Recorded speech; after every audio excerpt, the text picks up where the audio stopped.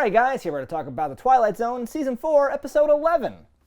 So what did you think about this episode? It has some interesting things. I thought some of the stuff was well done, but ultimately I did not like the episode or the ending or whatever. I thought this would have been a fantastic 22-minute episode. I think it was a little too stretched out from my liking as an hour-long episode.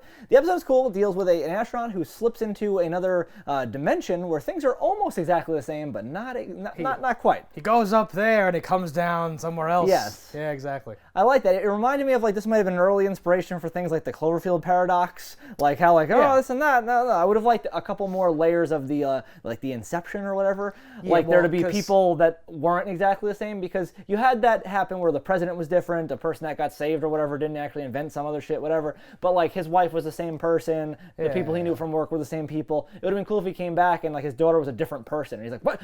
That's not my daughter. Instead of her not knowing who he was, who's that bitch? Him not knowing who she was, I think would have been more effective. What do you mean? That's our daughter. I liked how it took him some time to figure it out, though. I think sometimes in the parallel universe zone, they're just like, wait a minute, but this was a slow thing. That part worked for me, where I was he's figuring out. I also liked, to your point, how his wife and kid can just sense that something's not right. They can just kind of smell it on him or whatever. Well, the daughter more than the wife. The wife it took to the kiss, because she's you don't kiss like my husband, which would be creepy. She makes a thing of everybody has a very specific way of doing certain things, and that's one of the ones you're like, wait a minute, who the fuck are you? And just that, because later when they when they embrace, you can tell there's the real chemistry of the actual relationship and all that stuff. And that's really cool. That's really interesting. Yeah, that's a nice little twist on this whole thing. But to your Cloverfield paradox point, he's just orbiting the Earth. There's no the gravity well or the thing. Yeah, or the experimental drive and light speed. Well, I took it as some sort of almost a Fantastic Four thing. Some cosmic energy hit him because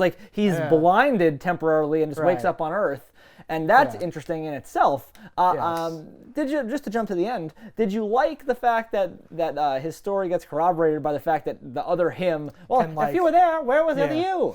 Is now there. He's dipping in and out of it or something like that. Yeah, I actually think that the other him did land somewhere in the desert or something like that, but they switched after or some weird thing like that. But time is fractured here, so they're getting some radio transmissions from the old flight strange. Or something. I'm all right. I didn't like the exact way that it crossed back where he got back into the ship and that business. I was like, that doesn't work. No, and the whole point of it, the whole ending, the whole thing doesn't work or whatever. No. Because it's I thought, I wasn't sure how long I'd been watching it, so I was like, okay, this is not going to be his real reality either. Or you're going to find out that some other thing, right, something's going on. Because at one point, it cuts to the two army dudes talking, and they put on Gestapo hats, and I'm like, he's Hitler! Some weird, it's going to be... Secret Hitler! Secret Hitler! Like the usual Twilight Zone It could have been a nice button end if they would have been the President C. Montgomery Burns. And then it just ends with his horrified face. That could have been fun. It goes, ha-ha, I'll never get home, or some horrible thing like that. Right? The beginning of Sliders. Exactly. He has to leap quantumly until he gets back. Yeah, I thought it started out a little bit boring, interested me, and then I was like, it's dwindling out on me. It didn't ride it through. And I think that's the same thing that a lot of these hour-long episodes have. The problem with is that they either feel like they're mashing together two different things, or they're just dragging something out. And this one felt like I'm okay, you're dragging it, dude. This could have been good, though. I just wish it had a twist or a thing to make me right. This was a less good version of that other astronaut one where they're disappearing. Yeah, it was your favorite episode. It's such a good episode. Yeah, I know. I like it too. But I should actually know the name of it. I think it's your favorite episode. It's literally a favorite episode. It was really creepy. It was good. Yeah, this one I was like, oh, it was I accidentally walked out the wrong guy's shirts. Some poor idiot's shirtless. I don't know. What do you mean? You've always been a commander. And just little things like that, realizing it. I'm okay with that part, but the part where he just freaks out, once they bring him back to the hangar or something, and he just freaks out and then just goes back, or I'm like, what? No. I always think it needs to be a thing where he, let me go back up there. He's crazy, and he punches a guy and goes in the ship. If he was going to actually switch back, he would have to be in space. He couldn't do it from Earth. That doesn't make sense to me. Something, right? Unless it's some weird time countdown thing. But I thought it's weird that he is a commander. He is someone that how hard was it to get into position to be a person that goes into space? You'd think you'd take what he says with a little bit of fucking So you're saying there's multiple dimensions.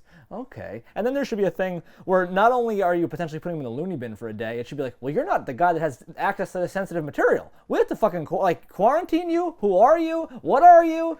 This? It must be a communist plot. Something and then when they realize the ship, well, it's very close, but it's not the same. You'd at the very least think he was a spy. Yeah, because a different guy realizes that. Yeah. Right? Yeah. So I was thinking all the same things where I'm like, oh, this will be some alternate thing where he's a robot or he's a this or like there's a government program to do. I was thinking about all these other possibilities for what could explain. Because really, it's just dude, his wife doesn't think he's him and he's mixed up about details of his life. Yeah. So I was like, oh, this will go somewhere else. And they wouldn't call it to the parallel or like whatever if it was just parallel dimensions. That would be lame. And it is. It could have been cool though if it was that, like, everything we saw up to the Flash was the captain, whatever he fucking is, and then he dies right there, and it is aliens invading, sending a doppelganger down. Right. That could have been cool. And they didn't quite perfectly extract the memories or something. Yeah. We copied him 100%, but we can't copy his sense of humanity. His like soul. Yeah. Yeah, something like that. And then Rod would be like, the soul. Your wife can smell it.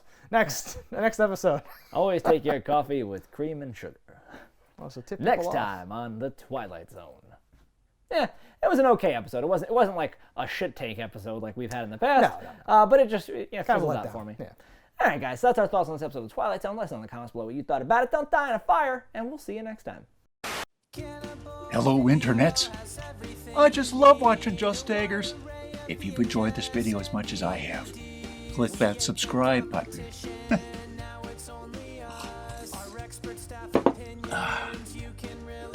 Peace out, homies.